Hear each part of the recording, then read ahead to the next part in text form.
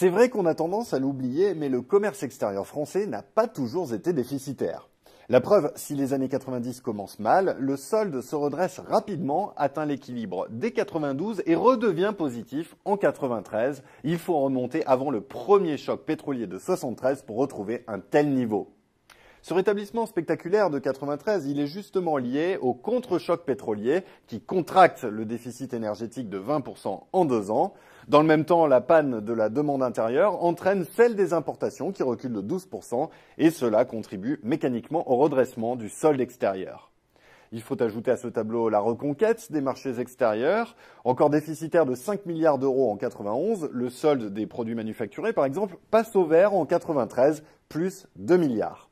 Mais déjà à cette époque, des premières fissures apparaissent dans les digues. Par exemple, l'habillement, en équilibre précaire dans le milieu des années 90, chute et devient déficitaire.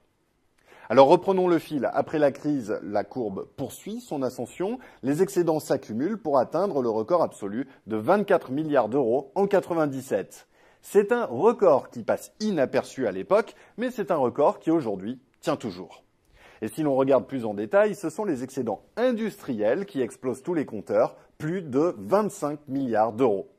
La France est alors triomphante dans l'automobile, tandis que l'excédent de la branche matériel de transport terrestre est multiplié par 2 en 1 an pour se propulser à plus de 10 milliards d'euros.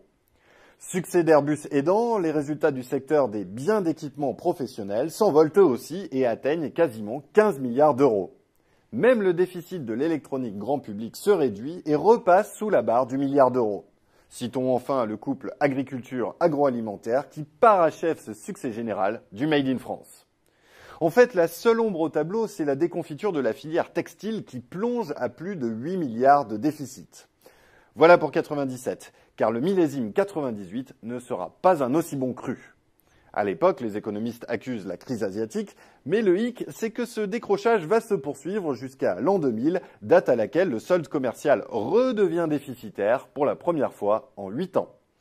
Le bref sursaut de 2001-2002 ne sera que rémission, puisqu'ensuite on assiste à une dégringolade continue du solde du commerce extérieur jusqu'en 2011. Un véritable précipice avec un déficit record de 75 milliards d'euros.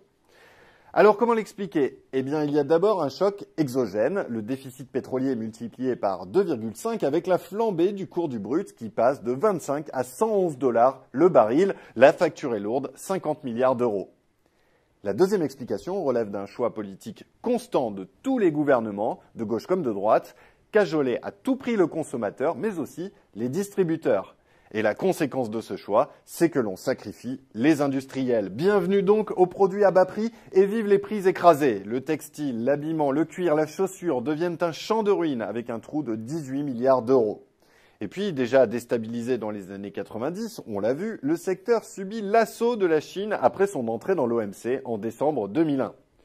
Mêmes effets du côté de l'électronique grand public, le secteur est emporté et perd 3 milliards d'euros à l'extérieur en 2011. Notre champion Thomson va ainsi être balayé.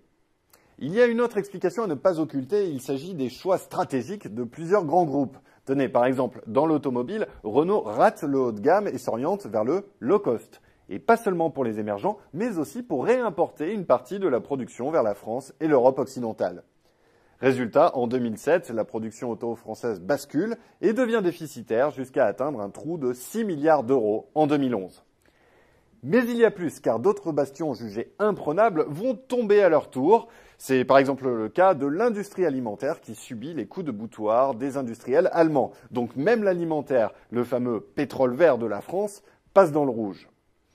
Alors heureusement, cette descente aux enfers a une fin. À partir de 2012, le déficit s'allège peu à peu, des mécanismes plus favorables se mettent peu à peu en place. D'abord, le ralentissement de la demande intérieure qui limite ces importations.